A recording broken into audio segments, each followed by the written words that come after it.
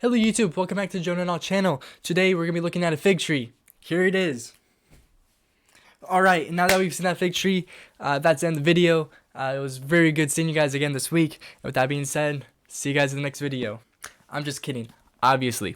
So yeah, we are going to be looking at a fig tree, but we're going to be taking a deeper look into it. We're going to be looking at its nature and its symbolism between humanity and good and evil.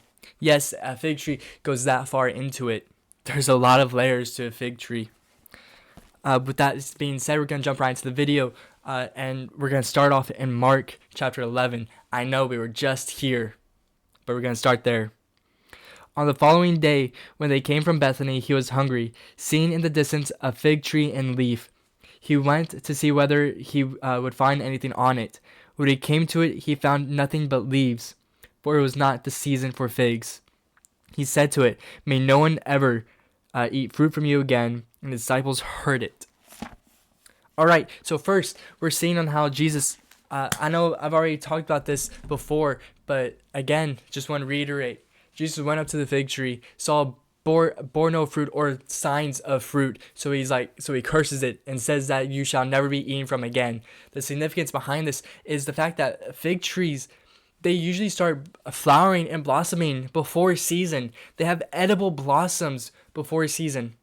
So the fact that, one, Mark took in such care to notice that it wasn't season yet, but it was a time before.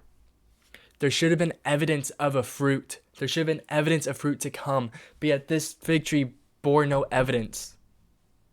This fig tree had no evidence that there is fruit to come from it and that there is fruit for the future of it. So in the eyes of this, it had to be corrupt. It had to be something that is not going to produce life. It had to be dead. I know we already went to the symbolism of this being with us people, but that's not where it ends. It doesn't just end with us people, but it also goes into the divinity of Jesus Christ. So at this time, Jesus already showed the power, the authority over all things on earth. If he said something, it would happen. He said to this tree, he asked for fruit from this tree, and it didn't give it to him. It ignored his authority. It held no root. It held no good, and it ignored the divinity of Jesus Christ. But with that as well, we're going to take this back a bit. We're going all the way to Genesis with the fruit of knowledge of good and evil. It is widely believed by a lot of scholars right now to have been a fig tree. From a fig from a fig tree. And this is very significant as now this has a pull in involvement with sin and good and evil. One, it brought sin into the world, and it is constantly compared with Israel when it is in sin. But that's not just the only time when it's used as symbolic nature. Again, a fig tree before a season starts budding to show evidence that there will be fruit. So naturally, it was often compared with Israelites and other Christians as they are a fig tree producing, showing evidence of their fruit based off of their works and based off of their faith. So when a fig tree is shown as corrupt or invalid, then that shows the evil and the sin within that person's life. A fig tree can either symbolize rich in fruit or dead in spirit. And unfortunately, it is used a lot as dead in spirit within the scriptures, but it's also used a lot as a safe place to hide, to go and find peace. The fig tree in the Garden of Eden, it took away divinity from Adam and Eve. It both ignores divinity and corrupts divinity. And that is just something that shows that it has roots with evil, but also has roots with good. A fig who bears no fruit or no evidence of fruit is corrupted. It is within sin, but one that does bear fruit, one that does show evidence of fruit to come, is one that is righteous, one that is prominent in its faith. It is spiritually alive, whereas it could be spiritually dead. A fig tree is very, very symbolic of our human nature, as we can often judge each other as Christians off of our fruit or works for our fruit. We often can look at each other and be like, oh, that person's not serving, or oh, that person's serving everywhere, he must be good to the Lord, or this person here who was serving, now they're not, they have obviously fallen away. None of those statements are true. None of those statements should be true. None of those statements should be how we regard each other. But unfortunately, that is how we do it a lot. A fig tree only has fruits when it's spiritually alive. We constantly judge each other by our fruits without knowing behind it. Or we constantly judge each other by the works of the fruit without knowing if there is any fruit. We see the potential, but we don't actually see the fruit. And that's where the works-based salvation comes from. It comes from seeing the potential of it, but not actually having it. So don't let yourself fall into that false doctrine. Don't let yourself fall into the idea that you have to work to show, that you have to work for the salvation. You have to work for fruits to show. No, the work is the evidence of the fruit that you have. One has come before the other, but yet they both feed into each other. They both are recycled into each other and reused within each other. Yes, works can grow your fruit, but fruit must be there before the works. So don't let yourself fall into the false doctrine that only your works matter, because that's not true at all. It is your fruit that matters, because without the fruit, you are spiritually dead. You are spiritually asleep. And Mark specifically talks about not being asleep. It talks about being awake for the Lord, being awake for his arrival, being spiritually awake.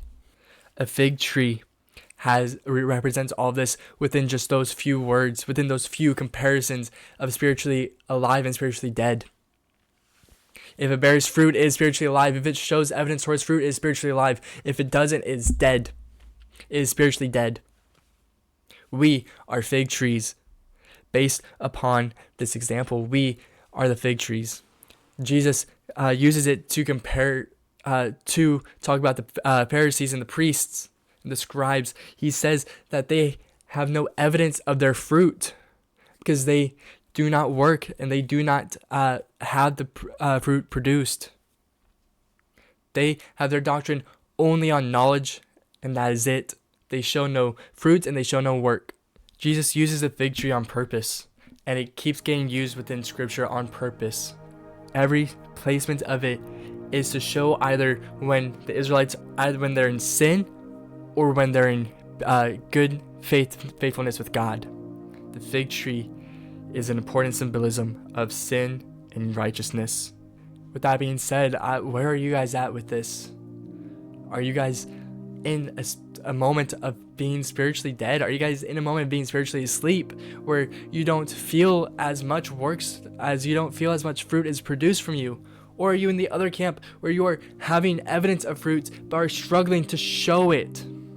Are struggling to show that fruit to people, to show that fruit, the evidence of it being there? If the answer is yes to both of those, or to just one of those, you need to try to find a way to make right with God. If you're struggling to show works about the fruit, you need to go to James, where in the letter of James, where he is telling people how their works can show fruit. You need to go to there, and if you're struggling to even find, if you're struggling with that spiritually asleep portion where you need to be awake, you need to go back and reread the Gospels. You need to have a time to connect with God. You need to have a time to connect with Jesus. You need a time to learn about why the fruits are important. Go back to Matthew. All of this is important for your faith. The symbolism of the fig tree is us. Either we're spiritually alive or spiritually dead. It is up to us to choose which one we are. If you are spiritually alive, then you have fruits that are showing, then you should go and work. You should go and serve others. If you have that fruit showing, if you have that fruit ready, go and serve. If you don't, you need to sit back and you need to make right with God for whatever it is. You need to find what is holding you back from fully trusting Him and fully diving into Him and fully gaining those fruits.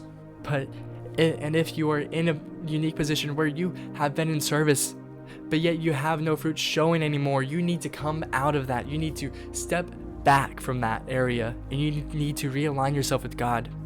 You need to find out why and what has taken the fruits, what have shrunken the fruits in your life. And only in that moment is when you'll be able to truly feel a sense of peace, where you can truly feel a sense of moving forward and reproduce and regrowing that fruit that was once there. With that being said, guys, I hope you guys heard this video, and I hope you heard the truths of this video, and I hope that you heard and now you understand the significance of a fig tree. So now whenever you read your scriptures, whenever you read your Bible and you see a fig tree, draw a little cartoon tree, draw a little fig next to it, and remember, it's a symbolism of us, whether we're right with God or we're not. That being said, guys, I hope you guys have a great rest of your day and a great rest of your week. I'll see you guys Thursday with a very fun video. But with that being said, have a great rest of your day. See you guys in the next video.